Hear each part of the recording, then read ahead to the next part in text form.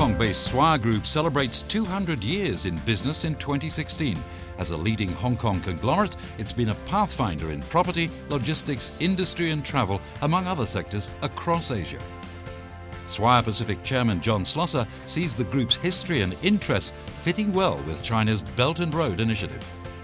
The entire purpose of it is to generate improved trade and political relations between countries. Anything that makes it easier to trade for sure will have economic opportunity associated very closely with it.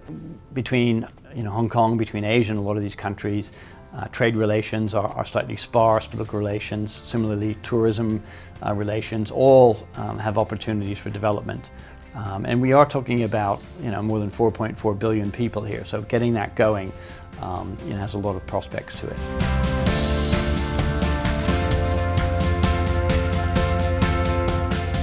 One Belt, One Road at its core is about better, cheaper, faster logistics. It's about infrastructure, it's about removing barriers to trade, and by doing those two things, by building the infrastructure, by removing the barriers, you create new trading opportunities.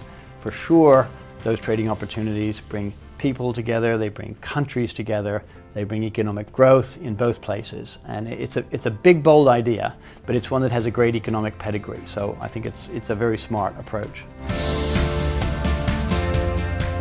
There's been a big wave of new technology which should make it possible to do that better than it's ever been done before. And I think, again, that's right at the core of One Belt, One Road.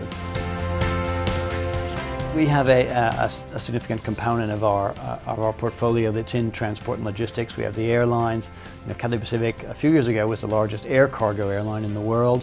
We're involved in shipping in the Asian region between China, Hong Kong, and some of the One Belt, One Road countries. We do other sort of infrastructure related things like cold storage and the sort of things that would come along behind that.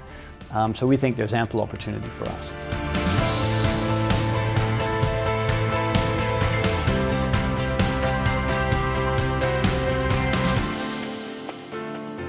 Here in Hong Kong, where we're largely based, we're on the maritime Silk Road. A lot of what we do would involve the kind of transportation logistics that would be tied to that. Hong Kong at its base has always been about maritime trade. So I think that's what you're likely to see this end. But I would argue that, again, both the land route and the sea route fundamentally are the same thing.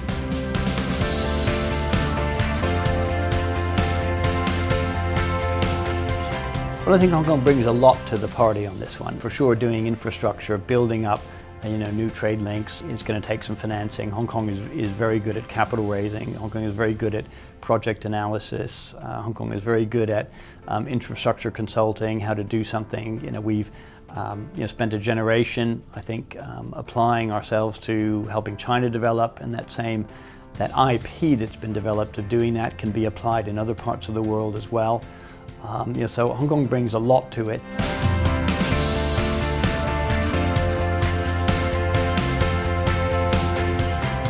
Part of what needs to happen, I think, is a really good information exchange so that people can see what's possible, what real things are going to happen, where are they going to happen, when are they going to happen, what do I need to do to get involved in that. And I think the One Belt, One Road Summit in May is going to be a great catalyst for getting that going. I expect there to be really strong participation locally, obviously, but I think globally as well, because I know from talking with companies all around the world, there's a great deal of interest in the question of how do I get involved in this monumental project.